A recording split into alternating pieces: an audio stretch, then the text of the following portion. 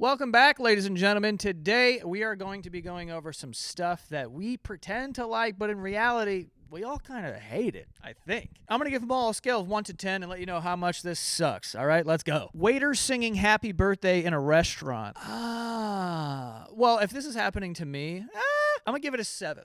I'm going to give it a 7. 6? Am I feeling 6.5, actually? I'll say 6.5. Just passing in New York City public school. I'm going to give it a 65 out of 100 because I don't mind this if it's happening to one of my friends and being like, haha, loser, like, ha, da, da, da, da, da. I especially like when they bring out little instruments. That is embarrassing. Now, if that's happening to me, mortified. Don't love that, and that's why we're losing points here. You know what I really like that puts me like in a good mood is when it's someone's birthday and they're singing it and then the whole restaurant gets in on it, and it's like, this is nice. People coming together, you know, we're all having dinner, we're interrupted by your birthday, but we're all kind of on board as well. Congrats on the birthday, you old bitch. Greg was like, can the food be good if you're at a restaurant where they come out and sing happy birthday? I think absolutely, and that's making me want to give it more points because I think restaurants that are too snobby for the happy birthday, like, I don't want the happy birthday, but if you think you're too good to sing happy birthday, fuck you. Yeah, I'm gonna give this a 6 out of 10. Small talk with a neighbor you don't know well. I don't mind small talk if we're kind of in an open field. But when it's expected because we're both in an elevator and we're like, in a small room, how you doing type of thing, I don't like that. But I did just talk to my neighbor. They just moved in a couple of months ago. Very nice couple. They have a really cute dog named Teddy. So, you know, I like that now. Now I'm feeling neighborly. Now I'm like, hey, fucking, I forget his name. I don't even know. I know the dog's name. I don't know the guy's name. You know, I hope he's walking the dog. Here's the thing. I'm not good at the small talk as the person who's starting it. I'm good at it once you've brought me inside of the talk. Then I can kind of get this to be a bigger talk and not just a small talk, but I don't like initiating because I just think I'm bothering everyone. There's a dude in my building that he initiated the small talk. Now it's like, my God, I see him, I'm like, yo, like, you know, like, he's cool. I like him. Other than that, I'm not going to, if I'm in the elevator and someone's got their dog, I'm not going to be like, so what's his name? Unless they bring me in, then I'll be like, all right, let's start talking about our dogs. I'm going to give small talk with a neighbor you don't know well I'm going to give this like a 4, 5. I'm going to give it a 5. I will say this. I wish it was a 1. I wish it was a 1. I just wish I was better at doing that. That's actually something that I have been insecure about in my life, and that I'm jealous of people who are just so neighborly and so friendly. They just walk into their building and everyone's like, oh, there's the big guy. You know, like, I wish I could have that. Like, I really do, but I'm not. I just, like, I don't know what it is. I got to work on it. Wedding speeches filled with inside jokes. Yeah, I mean, I think we've gotten to the point where wedding speeches just are white noise or brown noise. One of the noises. I don't know. But they all start the same. Oh, if you don't know me, my name is Allie, and I'm the sister of the bride, and also the better looking one. Like, there's also a joke there, you know, some shit like that. And then, you know, once you start filling this with a lot of inside jokes, it gets a little annoying. Let's keep that for the Sweet 16 speeches and not necessarily the wedding speech. How a wedding speech should be, in my opinion, is, you know, you start off with a joke so people know, like, okay, we're here for the kicks type of thing. But then you get them in with the joke, and then you keep them with the emotional stuff, and then you end it with a joke, and then you get the hell out of there. But I think it should be a nice thing from the heart, and it shouldn't be, I don't think the emotional part should lead to this, like, climactic moment that's a joke. Like, it like negates this whole thing with a joke. I don't think that should be. I think it should be a nice thing, and everyone's like, wow, that's so nice. Motherfucker should be crying. Because when I pull up to a funeral and I pull up to a wedding, I'm expecting waterworks. You know what I mean? I'm already in cry mode. So, like, all I need is for you to pull on the string a little bit, and I'll give you some water. So if you can't get me and I'm, like, ready to do it, you're fucking up. But then end it with a joke. Get the hell out of there. You got a good speech. But don't litter this thing with a bunch of jokes that we don't fucking know. Oh my God, Rebecca remembered the car? What? We don't know that. Also, your old aunt and uncle, they don't know what the fuck's going on. They're secretly divorced. They don't care about the car or whatever the joke is that you have. You remember how CVS receipts are long? What? Let's talk about love, you know? Oh, I didn't even rank that. I'm going to give wedding speeches filled with inside jokes like a fucking 8.5. That's up there. Gender reveal parties. It really depends what we're looking at here. There's a lot of negative things that can go wrong. I think that gender reveal parties can easily be a 3. It's just that people go out of their way to make them worse, you know? Like, I hate seeing videos of people who make the gender reveal about like them and not the baby. Like, and what I mean by that is not like necessarily the parents, but like everyone else. Like when we find out, oh, it's a boy, and then the mother jumps in there like it's hers or something. You know what I mean? Like, that makes me feel uncomfortable. And then you got a dad being like, I wish I had a boy, and he's storming off. Like, I don't want to see any of this. Like, you guys are just making this worse. And it shouldn't be, let's send a fucking F-16 over the house and drop a bunch of fucking smoke. You know what I mean? Like, bro, just pop a balloon like a normal person, or shoot one of those like cannons, and let's find out what the fuck this thing is. But people just make it worse on themselves. Oh, I'm going to deadlift, and I'm going to throw the weights, and then I'm going to fucking get up and do a backflip onto the fucking something, and it's going to show a blue smoke. What are we talking about? I saw something recently where it was a woman and her husband, and they shot it at the same time. One was pink, one was blue, and everyone's like, the fuck does that mean? And then the mother was holding a balloon, and she goes, oh, boom, and then she had the real one. Kidding me, Mom?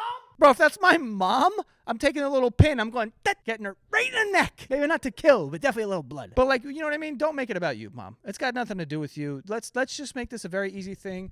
We're getting the baby. We're going to find out the gender. And like, let's cut some cake and get the fuck out of here. Icebreaker games at work or school. This is a 10 out of 10. This sucks. Okay? Icebreaker game. What is this? Anytime they've done this at school when you're younger, it's like, get in front of the class, say your name, where you're from, and a fact about you. Hi, I'm Joe from Queens. I like sports. What have you learned? You know what I mean? You can look at my face and know that stuff. I'm not telling you anything interesting here. And I don't want to be forced to do that at work. How awkward is that? Not that I've ever worked a real job in my life. One, they're not indicative of who these people actually are. And two, it's so awkward. Also, I don't love name tags in any sort of thing. It's like we all look like puppies here. We're all walking around like, oh, so you're Ben. That's great. Hi, Ben. I'm Richard. It's like, what are we doing? Why don't we just use our mouths and talk to each other and ask what's your name? You know what I'm saying? That's easier than wearing name tags. I don't think that helps at all. That's like childish to me. Home decor that says things like, but first coffee and bless this mess. I don't like this. I'm going to say that. I'm going to say these are like a 9 out of 10. I think it's just lazy. Like, I think that if you just think about, you know, how to decorate a space a little longer, like just longer than a second, like you'll come up with something else than when people like if you're going to decorate your dining room and it's just going to say eat. I know we eat here. It's the dining room. It doesn't need a sign that says eat. You know, instead get a cool little thing, you know, and in the same stores that you're going to buy the thing that says eat, you can get a nice little thing. I've been to Home Goods. I love Home Goods. And they got the signs that say like play. And it's like, where does this go? You know, garage. What? Sleep. Literally, there are directions as signs and we don't need them. In those same stores, there is, you know, some creative stuff. Even a mirror would suffice anywhere, honestly, in these spaces. I don't think that your kitchen should say something about coffee, like, oh, don't talk to me until I need my like, bro, come on. We're past that point, and it's just, there's no personality there. It's not cute. No one's going to go, oh my God. Like, no one's going to do that, okay? Maybe 20 years ago, they had their moment, but not now. We got to get rid of that. Valentine's Day dinners. I'm going to give it a 4. I don't think it's that bad because I like going to dinner, and Valentine's Day, a day of love. Like, I think that you should go to a restaurant. The only thing that kind of gives 4 points is the fact that these places are just absolutely bleeding you for money. Because the prefix menus are like, here, you can choose from these 3 things. By the way, you're paying triple the price that you normally pay on a normal day. You know, that's the only thing that kind of sucks. But you don't need to go out on Valentine's Day. You can go like the day before or the day after, and there's not going to be this prefix menu bullshit. You know what I mean? So you can kind of get what you want from this restaurant and then whatever. But I do think you should celebrate Valentine's Day and go out to dinner and do something nice. It's just that the restaurants, you know, they're yanking your chain. They're taking advantage of you. And they know you got to go out that night. So they're like, let's jack the prices. So don't love that. Love, and love people celebrating their love. But I don't love the restaurants doing that. All right, before we get to the rest of this video, we do have some sponsors. The first one being Babbel. Okay, Babbel is an awesome way to learn a new language. If you want to learn French or Italian or Spanish or whatever it is, Babbel has got you covered, okay? This is a app that has been created by language experts out there, linguists, and they sort of gamified the experience of learning a language, and now they make it so that you can learn how to be conversational with it. And I can tell you, as someone who has taken Spanish all through school, not a lot of that stuck. But with something like Babbel, they help you understand the words that you actually will use in conversation. So if you're traveling to Spain and you want to learn a language, you want to learn Spanish, this will be very helpful to do so. And yeah, they have Spanish, French, German, Italian, Portuguese, Russian, Danish. There's a bunch on this that you can listen to. You can practice conversations with enhanced speech recognition with an in-app conversation partner, which is like an awesome thing, honestly. To not only like type answers, but to actually be able to talk to someone and like have a conversation. That's huge. And Babbel has over 25 million subscriptions sold and over 1.6 million 5-star ratings in the App Store. So if you want to get started on learning a new language, you can do so in 3 weeks. Click the link in the description or go to babbel.com/show and you'll get up to 55% off of your subscription. Okay, that is up to 55% off your subscription when you use my link. And join the millions of Babbel learners breaking the language barrier every day at babbel.com/Joe. All right. And we also have Prize Picks. Prize Picks is a lot of fun. Okay. We got the NBA. We got NFL, any sort of sports that you have on right now. But it is awesome, simple to play. You just pick more or less than the Prize Picks projections. Okay. So someone like Steph Curry, is he going to have more or less than 27.5 points? Something like that. And you stack those up a little bit, and you can make a lot of money, okay? They offer stacks, meaning you can pick the same player up to 3 times in the same lineup. So, you could pick Steph Curry points, 3-pointers, free throws, and, make that your sort of lineup. But the more that you put in, the more money you could possibly win. But it's a lot of fun, and it's very easy to understand. And it's not just basketball. Like I said, they also have football, whatever's in season, hockey as well. They have these more or less projections for a bunch of different things. So it's a lot of fun. So download the PrizePicks app today and use the code Santagato to get $50 in lineups after you play your first $5 lineup. That is code Santagato to get $50 in lineups after you play your first $5 lineup. Okay, so go download that PrizePicks app, have some fun, put in that code Santagato, get those $50 in lineups. You're welcome. Bachelor or bachelorette parties. Here's what I'll say. I'm gonna give this a 5. I'm gonna give it a 6. I'm gonna give it a 6 for this reason. 1, financial burden on a lot of people. On top of the bridal shower, on top of the cost of a wedding. And, the gift that you have to get for, like, when one of your friends gets engaged, you're kind of on the hook for these 3 spending opportunities here. Bachelorette party, wedding, and bridal shower, usually. Okay, so those 3 things are what you're spending money on. So there's an undertaking, as far as that goes. And so that's a little bit of a burden. 2, I'm not a fan of for both of these, bachelor and bachelorette, let's all wear the same thing, or let's all wear a picture of the person who's getting married. I don't really love that personally. I wouldn't want that at my bachelor party of like, we're all going to wear jerseys and it says Joe's last hurrah or some shit. Like or something about my job, like Joe's final podcast episode, or like, you know what I mean? Like, I don't know what it would say, but I don't love stuff like that. The bachelorette parties too, like, I just think this kind of stuff is overdone. I don't like things that are so expected. You go to a bachelorette party and everything's made of dicks. It's like everything's dick-shaped, and it's like, I get it, this was funny, but now it's like an expectation. Now I need to wear a dick hat at the bar or something. Like, I also don't love dude bachelor parties that are just so like a typical bachelor party where it's like, yeah, cigars, strip club, Vegas. I'm like, I have no interest in any of that. I would rather do something interesting. You know what I mean? And not just beer. That's it. So I'm going to give it a 6 because these things can fall into these categories. Dirty talk. Bro, what are we talking about? People don't like this? I'm going to say 3 out of 10. The only reason why I'm leaving those 2 points is because there is a little bit of pressure to come up with something good in the moment. And sometimes you say something and you're like, definitely shouldn't have said that. But you both are kind of under the understanding of like, this is what we're doing right now. We're characters. Like, I'm saying shit and it's like, I'm not that guy. But it's fun. I think not saying anything during sex would be a little strange. It would feel like, who are we hiding this from? Like, what do we, like, that's weird. Like, is there someone in the next room type of thing, or, whatever, which I guess actually that could play into something if people are into that. But I'm a fan of dirty talk. I would like to know how it's going and how it will be going and how it went previously. Like, keep me in the game here. I'll keep you in the game. We'll kind of keep each other, abreast to the situation. It's status updates. You know what I mean? These are the push notifications of sex. Like, I want to know that, like, everything's going well, or, like, this is how many steps I got today. It's the same thing, Like, oh, that was a really good move. Thanks. I'll stay there. And, like, oh, it's coming soon, so stay with you. Okay, cool. Like, keep me along here. Like, we're doing a dance here.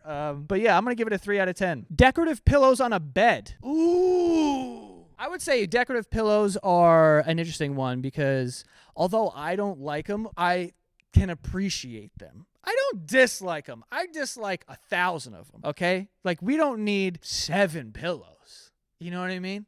We don't need 8 pillows. Like, there's like a ton of these, and we're never going to lay on them. It's just like for decoration. But also, we're decorating the one room in our house that people don't go in. Who are we decorating it for? I get decorating the living room. This is where we live. This is where we spend most of our time. This is where the guests come in.